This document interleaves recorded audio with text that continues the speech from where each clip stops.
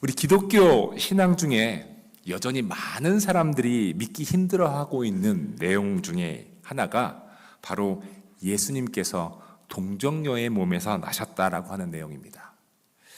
동정녀의 몸에서 예수님이 태어나셨다고 하는 믿음에 대해서 역사적으로 그리고 과학적으로 여러 가지 질문과 불신과 도전들이 있어 왔습니다. 역사적으로 정말 이것이 사실일까? 어떻게 동정녀가 임신을 할 수 있는가 등의 의구심은 기독교 신앙 전반에 대한 불신으로 이어지기도 했습니다. 초대교회 때부터 예수님의 동정녀 탄생에 대해서 여러 가지 도전들이 있었습니다. 오늘 말씀을 통해 동정녀로부터 예수님이 나오신 그 탄생에 관한 신학적인 논쟁이 어떤 것들이 있었는지 논하지는 않겠지만 한 가지 확실한 것은 초대교회 지도자들은 동정녀 탄생에 대한 여러 가지 도전과 의구심들을 불식시키기 위해서 믿음의 고백인 사도신경에 동정녀 탄생에 대한 명확한 문구를 넣었다는 것입니다. 바로 사도신경의 세 번째 문장의 고백인데요. 이는 성령으로 잉태하사 동정녀 마리아에게 나시고입니다. 우리가 성만찬 할 때마다 고백하는 믿음의 고백, 이 사도신경은 정확하게 성령으로 잉태하사 동정녀 마리아에게 나셨다고 예수님의 탄생에 대해서 고백하고 있습니다. 예수님께서 하나님의 아들이시라는 진리를 믿음에도 불구하고 여전히 예수님의 동정녀 탄생을 도저히 믿기 어렵다고 하시는 분들이 있는 것도 사실입니다. 예전에 들은 이야기입니다. 한국에 그 연예인들이 다니는 연예인 교회가 있습니다. 지금은 돌아가셨지만 코미디언 구봉서님께서 그 교회의 장로님이셨다고 합니다. 아마 많은 분들이 코미디언 구봉서 씨를 기억하고 있을 겁니다. 그렇죠? 하루는 어느 목사님께서 그 연예인 교회에 오셔서 가지고 성경 공부를 인도하시는데 동정녀 탄생에 대한 말씀을 나누었다고 합니다. 그러자 어느 한 분이 동정녀 탄생을 도저히 믿지 못하겠다고 하면서 그 부분을 아주 공개적으로 문제를 삼았다고 합니다. 그러자 구봉서 장로님이 이렇게 말씀하셨답니다. 아주 명쾌하게 이렇게 말씀하셨다고 합니다. 아니, 마리아의 남편인 요셉도 문제 삼지 않는 것을 왜 자네가 문제를 삼아? 코미디가 들어간 반론이었을지라도 나름대로 설득이 되는 것은 예수님이 태어날 당시에 요셉은 마리아의 임신을 문제 삼지 않았다는 것입니다. 물론 처음에는 지난주 설교 말씀 때 드린 것처럼 받아들이지 못하고 타혼하려고 하였지만 마태복음에 의하면 요셉은 천사가 그에게 나타나서 한 말, 즉 마리아를 내 아내로 맞아들여라, 그 태중에 있는 아기는 성령으로 말미암은 것이다 한 말을 믿었습니다. 요셉은 천사가 전해준 말을 믿었습니다. 처음부터 동정녀가 예수님을 임신하게 된 것은 이해의 문제가 아니라 믿음의 문제였습니다. 요셉은 이해를 선택한 것이 아니라 믿음을 선택한 것이죠. 동정녀에게서 예수님이 태어나신 것에 대해 제가 말씀드리는 이유는 제가 이 사실에 대해 여러분들을 이해시켜 드리기 위한 것이나 신학적인 논거를 통해서 설득하기 위한 것이 아닙니다.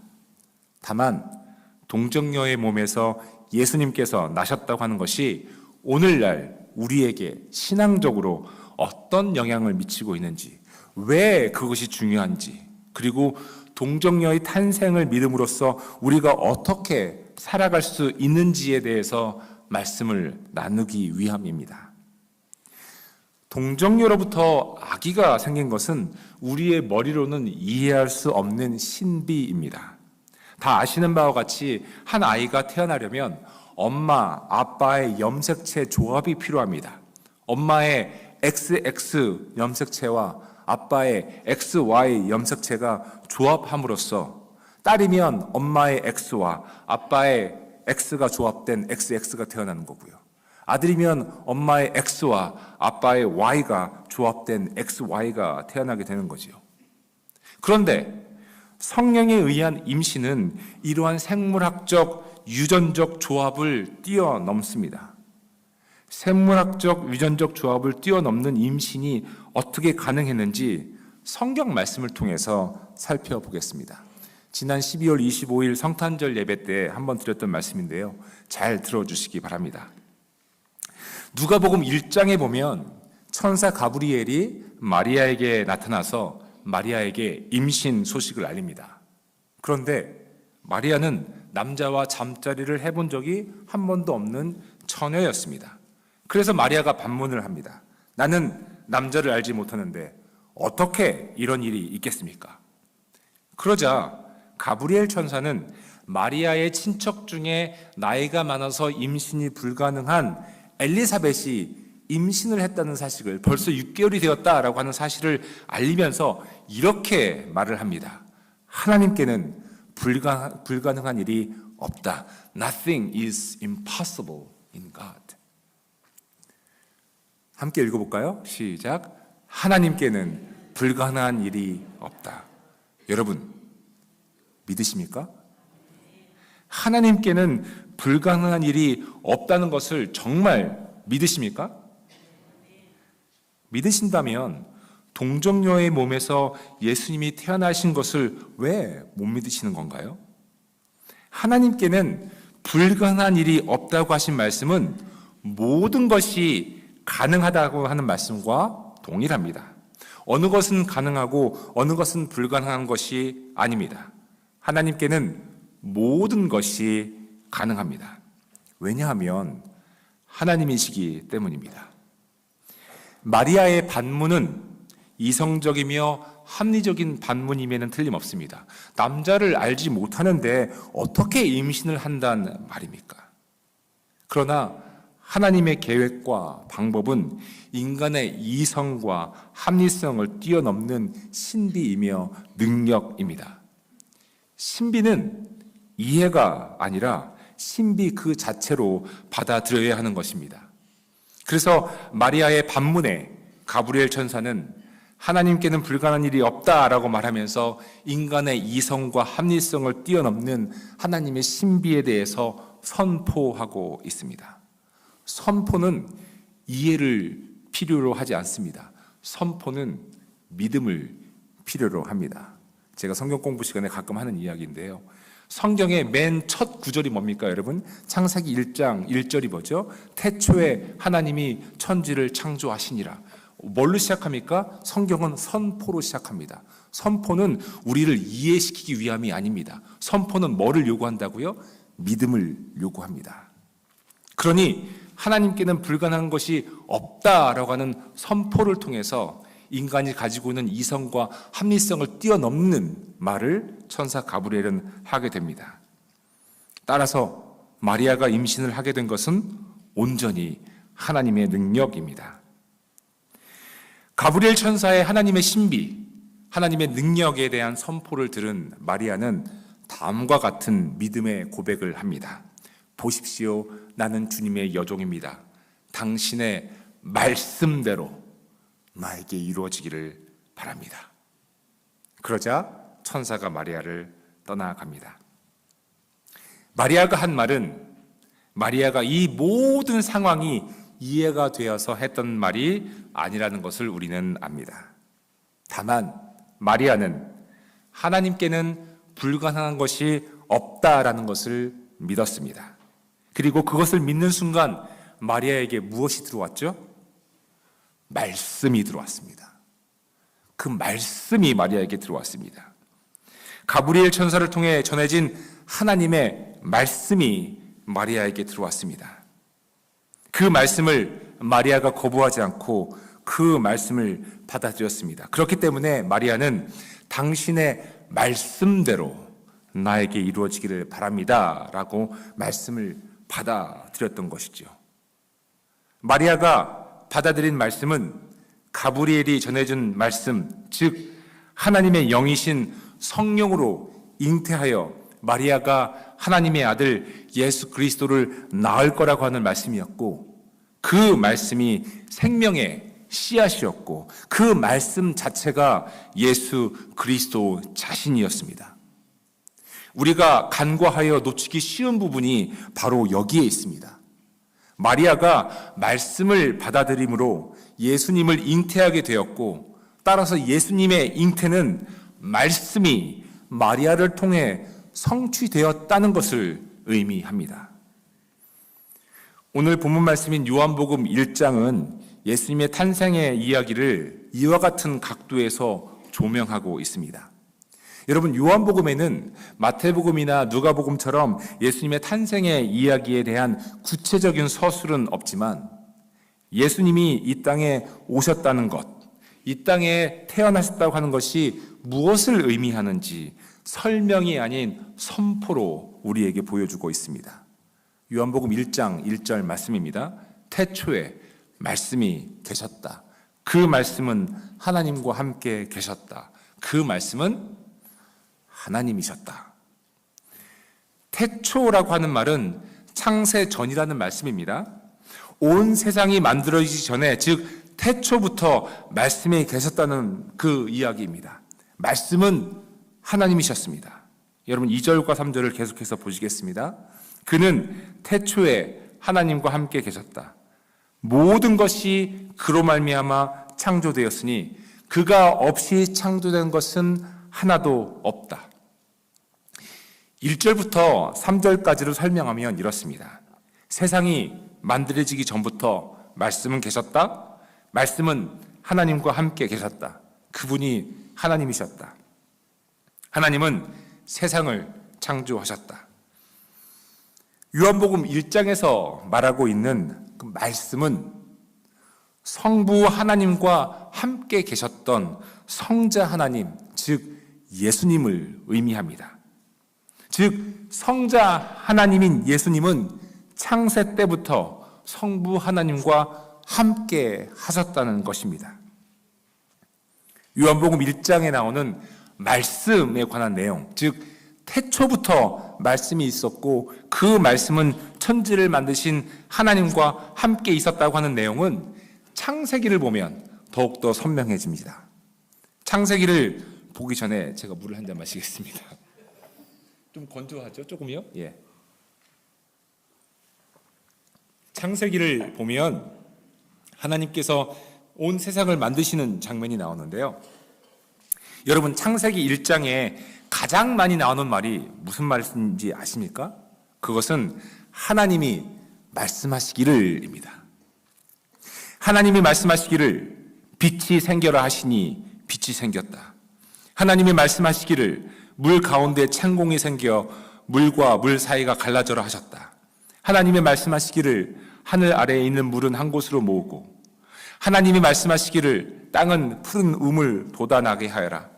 하나님이 말씀하시기를 하늘 창공에 빛나는 것들이 생겨서 낮과 밤을 가르고 계절과 날과 해를 나타내는 표가 되어라. 하나님이 말씀하시기를 물은 생물을 번성하게 하고 새들은 땅 위 하늘 창공을 날아다니라. 하나님이 말씀하시기를 우리가 우리의 형상을 따라서 우리의 모양대로 사람을 만들자. 창세기 1장에서 하나님께서 세상을, 천지를 무엇으로 만드셨다는 말씀인가요? 말씀으로입니다. 말씀으로. 그런데 그 말씀이 무엇이죠? 그 말씀이 요한복음 1장을 보면 성자 하나님 예수 그리스도이십니다. 그러니 성자 하나님이신 예수님이 태초부터 있었고 모든 것이 그로 말미암아 창조되었다는 요한복음의 말씀이 창세기와 그대로 연결이 되는 것입니다. 동정녀인 마리아가 임신을 하게 된 것은 그 말씀이 들어와서입니다. 태초부터 하나님과 함께 있었던 그 말씀, 천지를 창조하신 그 말씀, 모든 생명의 근원이 되는 그 말씀이 마리아에게 들어왔고 그 말씀이 마리아의 몸을 통해서 그대로 이루어졌기 때문입니다.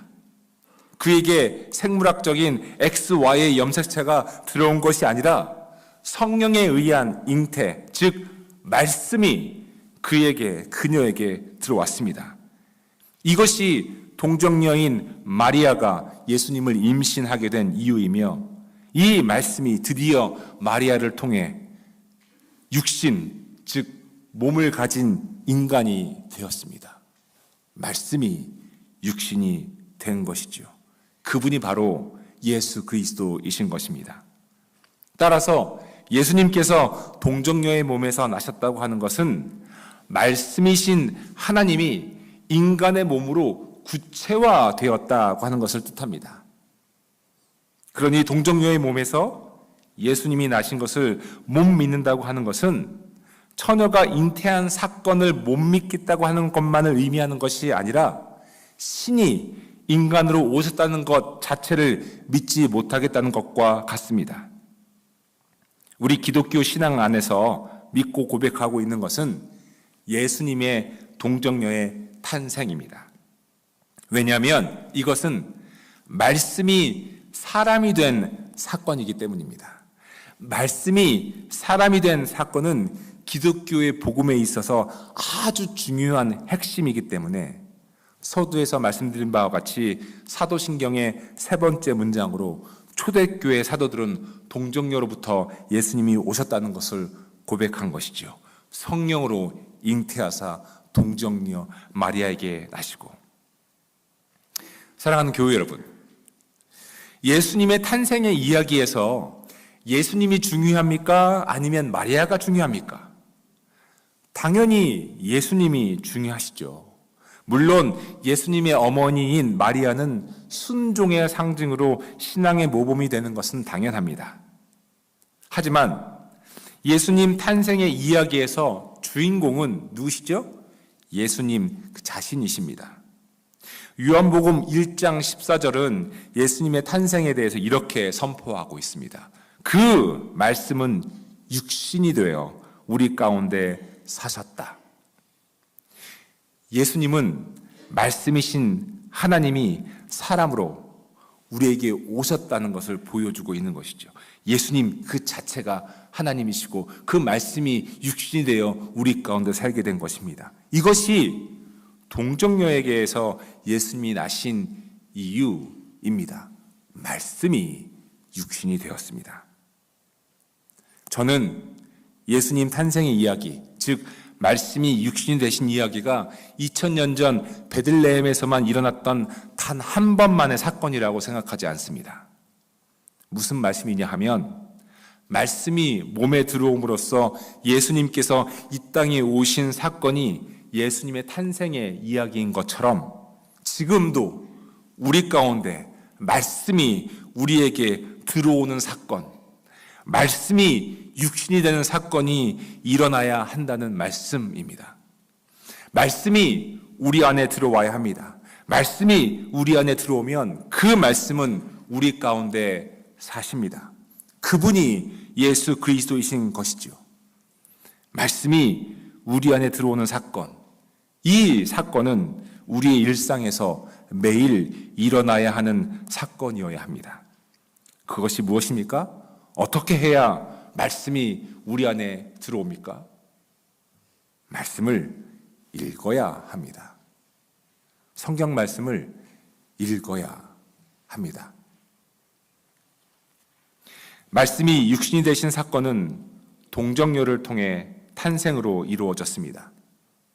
예수님께서 동정녀 마리아를 통해 태어나신 것은 아주 잔잔한 호수 한가운데 작은 돌 하나가 떨어진 것과 같습니다. 호수 한가운데 떨어진 돌은 파장을 만들었습니다. 그리고 그 파장은 점차 사방으로 퍼져나갔습니다. 그리고 그 파장은 물결을 만듭니다. 말씀이 육신이 되신 사건이 이와 같습니다. 2000년 전 동정녀 마리아에게서 나신 예수 그리스도의 탄생을 통해 인류의 역사에 떨어진 말씀이 육신이 되신 사건은 2000년 전의 사건으로만 그치는 것이 아니라 오늘날에도 파장을 만들고 물결을 만듭니다. 여전히 말씀이 육신이 되신 사건이 우리에게 유효하다는 말씀입니다. 왜냐하면 오늘 우리도 말씀을 읽음으로 말씀이 실제적으로 우리에게 육신이 되는 사건이 일어나고 있기 때문입니다. 2023년 마지막 날, 마지막 주일 설교를 준비하면서 저는 2023년을 마감하고 2024년을 준비하는 말씀으로 말씀이 육신이 되어라는 제목의 말씀으로 우리 교회 모든 분들께 도전을 드리고자 기도하며 준비하였습니다. 통계적으로 얼마나 많은 크리스찬들이 성경을 읽지 않는지에 대해서는 말씀드리지 않겠습니다. 여러분 구글만 쳐도 바로 나옵니다. 다만 여러분 스스로 묻고 대답하셔야 합니다. 우리는 얼마나 말씀을 읽고 있습니까? 우리는 말씀이 우리 안에 들어와서 거한 경험을 해본 적이 있으십니까? 말씀이 우리 안에 들어와서 거한 경험을 해보신 분이 해보신 경험이 있으시다면 동정녀로부터 예수님이 태어나셨다고 하는 것을 믿는 것이 그리 어려운 일이 아닙니다.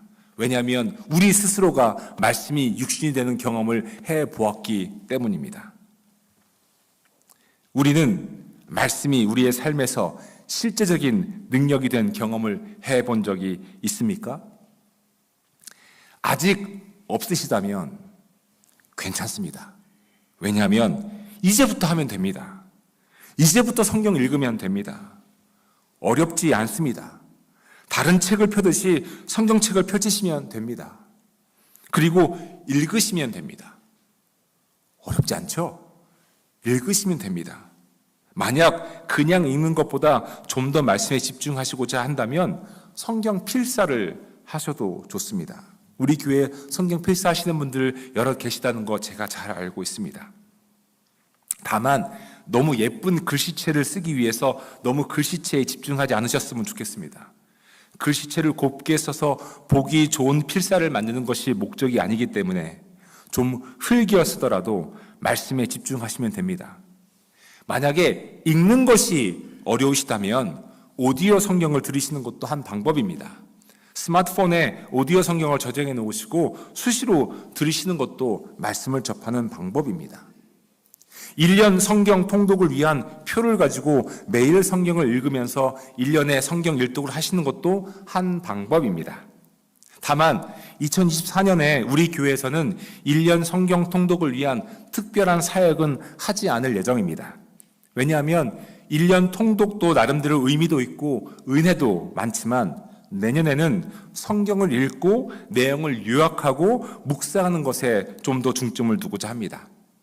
다만 성경 일독을 원하시는 분들을 위해서 우리 교회 웹사이트에 성경 1년 일독표를 올려놓았습니다. 그리고 그 성경 일독표를 스케줄표를 우리 사무실에도 비치해 놓았습니다. 원하시는 분은 웹사이트나 사무실에 들리셔서 받으시면 됩니다.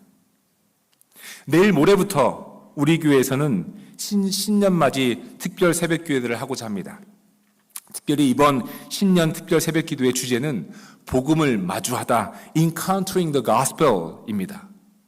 사실 이 주제는 내년도 우리 목회실에서 우리 교회를 위해 내걸은 캐치프레이즈입니다. 복음, 즉 복된 소식을 마주한다고 하는 것은 기쁨이고 즐거움입니다. 복음은 우리에게 두려움을 주는 말씀이 아니라 뭐를 주죠? 기쁨을 주는 말씀입니다.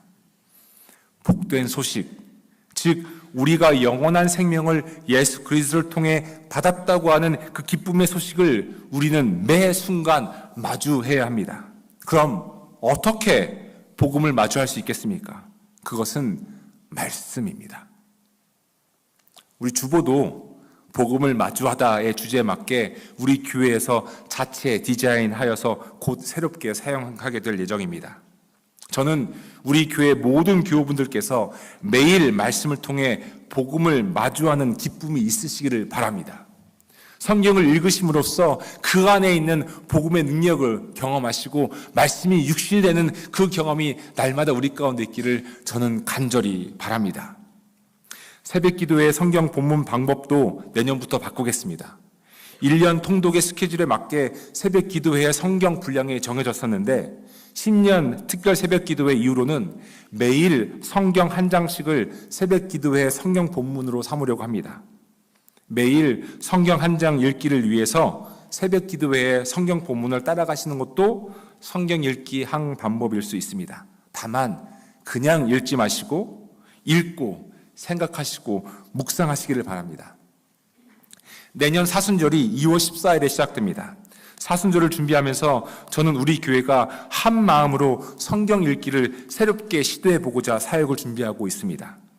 사순절부터 우리가 시작할 성경 읽기는 다음과 같습니다. 특정한 성경을 정할 것입니다. 마태복음이면 마태복음, 마가복음이면 마가복음, 이렇게 성경을 정하면 매일 정해진 분량만큼 성경을 읽고 노트에 읽은 내용을 요약하고 요약한 후에 묵상의 글, 즉 느낀 점을 쓰는 성경 일기를 쓰는 방법입니다. 좀 더 구체적인 내용에 대해서는 사순절이 조금 더 다가오는 대로 더 말씀을 드리겠습니다. 요지는 말씀이 육신이 되신 사건이 오늘 우리에게도 동일하게 일어나야 한다는 말씀입니다. 동정녀로부터 예수님이 태어나신 그 사건이 오늘 우리에게도 동일하게 일어나야 한다는 말씀입니다. 말씀이 육신이 되신 사건, 예수님께서 우리 안에 거하시는 사건이 우리가 매일 경험해야 할 신비이어야 한다는 말씀입니다. 예수님께서 이 땅에서 사역하실 때 하셨던 말씀 중에 많은 분들이 기억하고 좋아하시는 말씀이 있습니다. 바로 요한복음 15장 7절 말씀입니다. 너희가 내 안에 머물러 있고 내 말이 너희 안에 머물러 있으면 너희가 무엇을 구하든지 다 그대로 이루어질 것이다. 이 말씀은 신비로운 말씀입니다. 또한 이 말씀은 마리아에게 가브리엘 천사가 했던 말, 하나님께는 불가능한 일이 없다고 한 말과 동일합니다. 무엇을 구하든지 다 그대로 이루어질 수 있는 조건은 단 하나입니다. 우리가 주님 안에 머물러 있고 주님의 말씀이 우리 안에 머물러 있는 것입니다. 그러면 신비가, 기적이 일어납니다. 불가능한 일이 없어지는 기적을 맛보게 됩니다. 동정녀의 몸에서 예수님이 태어나신 것은 말씀이 우리에게 들어오면 불가능한 것이 없다고 하는 그 신비와 그 기적을 그대로 보여주고 있는 것이죠. 말씀이 우리 안에 거하고 우리가 말씀 안에 거하면 무엇을 구하든지 다 그대로 이루어질 것이라고 하는 말씀은 예수님의 약속의 말씀입니다. 동정녀의 몸에서 나신 그분 자체가 신비이며 기적이신 예수님께서 우리에게 하신 약속의 말씀이 내가 말씀이 육신이 되어 동정녀의 몸에서 나온 것과 같이 말씀이 너희 안에 있으면 불가능한 일이 없다인 것입니다. 말씀이 우리 안에 있으면 불가능한 것이 없습니다. 여러분 믿으십니까? 이제 말씀을 정리하고자 합니다. 동정녀의 몸에서 나신 예수님의 탄생의 이야기는 오늘 우리에게도 일어나야 하는 실제적인 매일의 이야기가 되어야 합니다. 이를 위해서는 말씀이 우리 안에 들어와야 합니다. 말씀이 육신이 되신 이야기는 오늘날에도 우리의 삶 가운데 말씀이 실제적인 육신이 될 수 있다는 것을 보여주고 있습니다. 말씀이 우리 안에 들어올 때 우리는 예수님을 경험할 수 있고 또 주님께서 행하시는 신비와 기적을 맛볼 수 있습니다. 삶에 문제가 있으십니까? 삶에 어려움이 있으십니까? 큰 고난과 환난 가운데 거하고 계십니까? 그것을 도저히 풀 수 있는 방법이 없습니까? 없기에 느껴지십니까? 기억하십시오.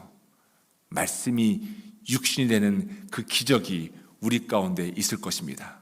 그러니 여러분, 그 환난 가운데, 어려움 가운데, 고통 가운데 계시다면 하나님 말씀을 펴십시오. 읽으십시오. 기도하십시오. 묵상하십시오. 그리고 이 말씀이 나에게 동정녀로부터 예수님이 나오신 그 기적처럼 말씀이 육신이 되는 사건이 우리에게 분명히 임할 것입니다. 이것이 신앙의 기쁨이고 믿음의 실제입니다. 사랑하는 교우 여러분, 말씀을 읽으십시다. 필요하시다면 필사도 하십시오. 말씀을 읽고 묵상하고 말씀을 따름으로 그 하나님의 말씀이 육신이 되신 사건을 직접 우리가 경험하십시다. 2024년도에 말씀이 육신이 되신 사건이 우리 와시노 한인교회 모든 교우분들과 함께 예배에 참여하고 계시는 그리스도의 모든 형제 자매들에게 임하는 축복이 있기를 주님의 이름으로 간절히 소망하며 축복해드립니다. 함께